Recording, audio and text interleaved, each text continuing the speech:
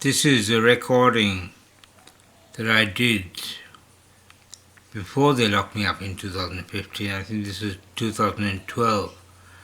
And I wanted to show you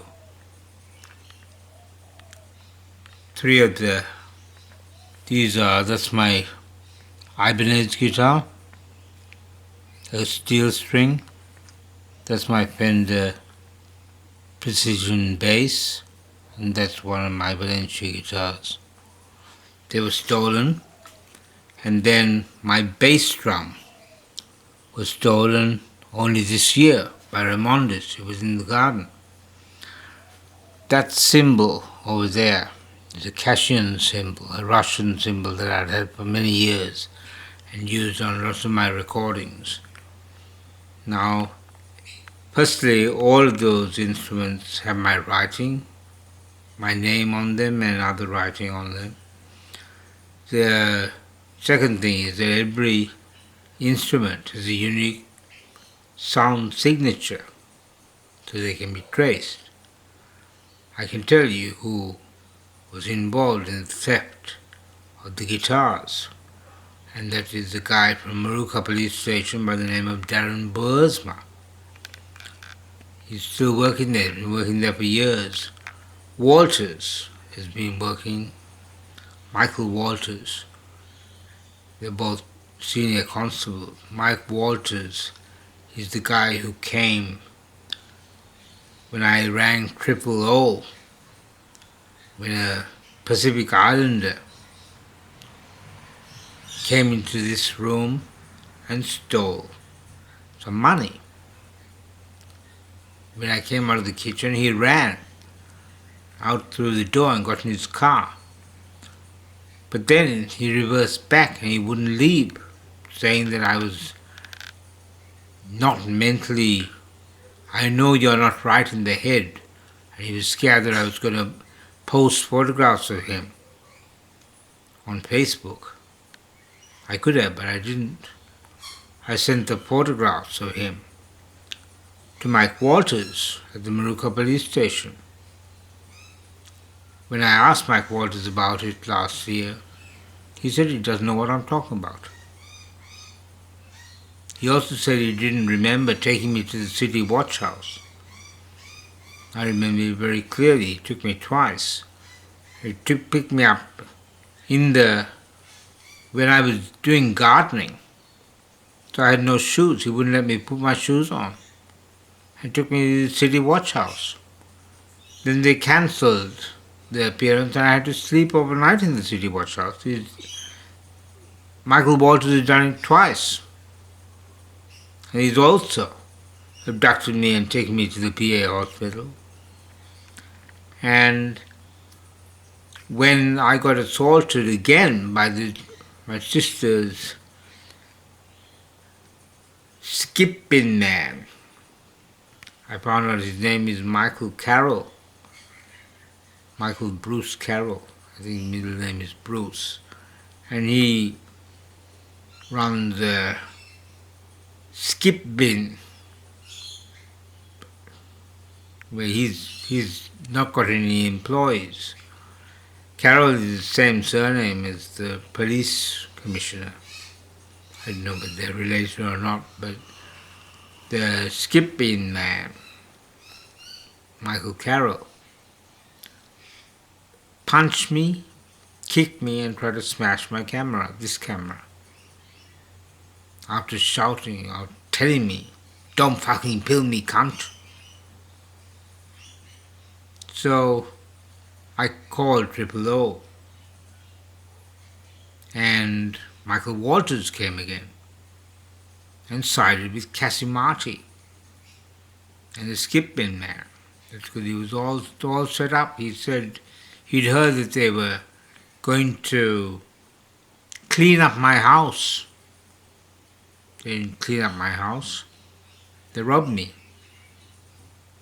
vandalized my garden, stole my bamboo plantation. I was very upset about it. I asked Walters, "Please don't let them cut down my trees, Michael." He said, oh, I can't stop them because they've got permission from the council. They weren't doing it on permission from the council. They were actually doing it with permission from my sister, who hates me and has been trying to kill me for years, like my father has.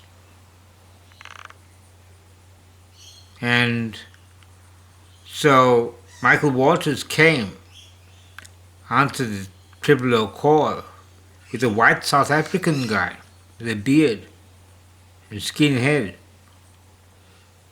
His name was Steve Green. And they've got white South Africans policing black Africans. He knew a guy called Arnold Prince, Prins, and Arnold Prince came to my house years ago and said, we can do this the easy way or the hard way, with one hand on his gun and one hand on his taser. I thought he was mentally retarded. He was. They told me he wouldn't be racist towards Africans because he's married to a black African. Doesn't mean that at all. My father's married to a Tamil. My mother is Tamil. And he has said, he's actually written this down in a private email that I accessed from my mother's emails because she asked me to. And it said that the Tamils are the stingiest people, expatriate Tamils are the stingiest people on God's earth. And he knows that from years of working with them. His propaganda DVDs, he said, I spent $40,000 on this little exercise alone and I've recouped only $3,000. He was telling the Tamil people, don't worry about payment if you don't have any. If you're that broke, you don't need to pay me. But he's wanted them to just send him checks. He said it'll cost him only $10 to process the check. He was trying to make money from crappy homemade propaganda DVDs that my mother filmed. She's the person who turned the camera on. She doesn't know anything about filmmaking. So he boasts about having made 13 DVDs.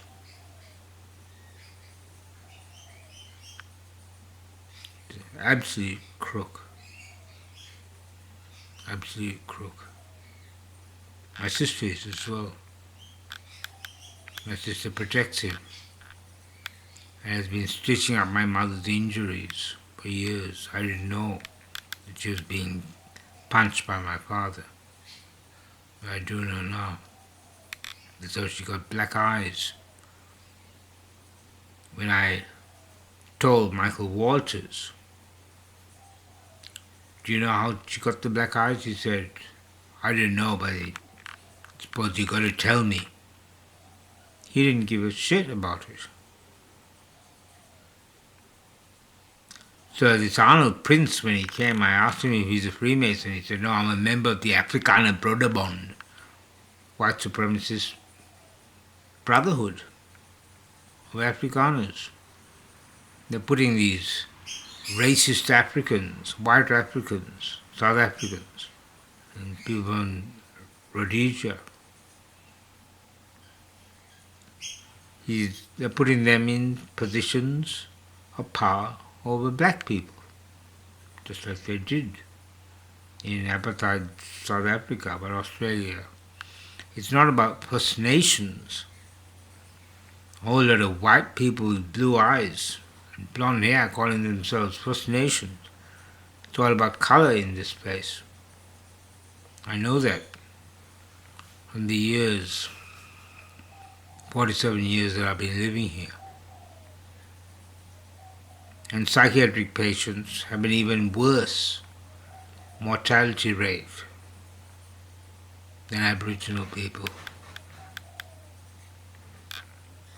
I leave you with shocking indictment of Indian people who come to this country. I told the woman at the Free Choice Tobacconist, an Indian woman in the Free Choice Tobacconist, which is in the Woolworths building.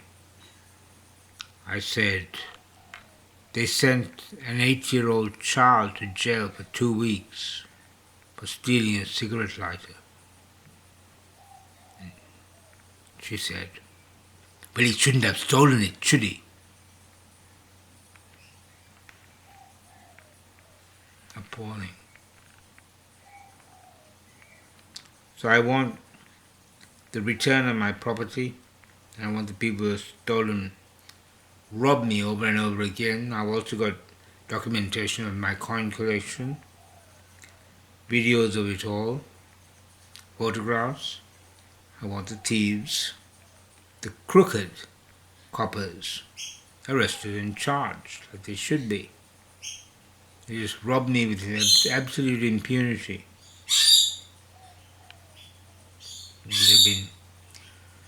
They have been persecuting me for 15 years, longer.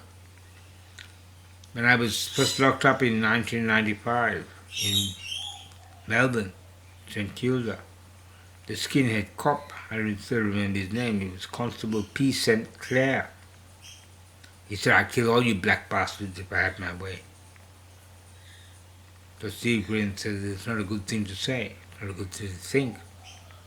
He said, it's not a good thing to say, but I'm saying, it's not a good thing to think. Yeah. So Varghese, Peter Varghese, who is now the Vice Chancellor, the Chancellor of the University of Queensland, he was a spy working for the Signals Directorate of one of the spy agencies. He's the guy who set up the infrastructure spy network in Iraq after the invasion. And then he got a job as an ambassador to India. And I went to university with the youngest of the Varghese, 6 or 7 Varghese brothers, Paul Varghese. I regard him as one of my closest friends. But they betrayed me badly, to say the least. I gave Paul Varghese in 2002 my work on dementia, as well as my 400-page book, The Politics of Schizophrenia. I had a section in there about tamoxifen and breast cancer. And Paul's wife had been diagnosed with breast cancer, so I gave it to him to give her. He didn't give it to her. He gave it to his psychiatrist brother, Frank Varghese. And when Zoe was 2 days old, I was locked up. She was 2 days old, out of Brodsky, Polish mafia. He was in cahoots with Tsara as well, Italian mafia. Yeah. They locked me up for 5 days when Zoe, just after she was born. I was very upset. And he was under Daniel Varghese, the son of Frank Varghese, whose name is not Frank, it's actually Thomas. And Peter Varghese said that they didn't experience any racism in Australia, even though they came here in the 1960s during the White Australia policy. He put it down to the fact that they're a Catholic family. They're not just a Catholic family, they're a Catholic Masonic family, Freemasons. Yeah, it's terrible what's been going on here. People don't know. Not many people talk about it because they're all scared.